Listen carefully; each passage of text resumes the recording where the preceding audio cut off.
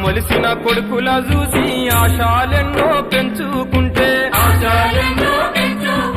చదువుకొని గొప్పోళ్ళయి సాతారని కలలు గంటే కన్నందుకు కంటి పాపల కాటికైనా మోయాకుండా గుండె కోత మిగిలిపాయతే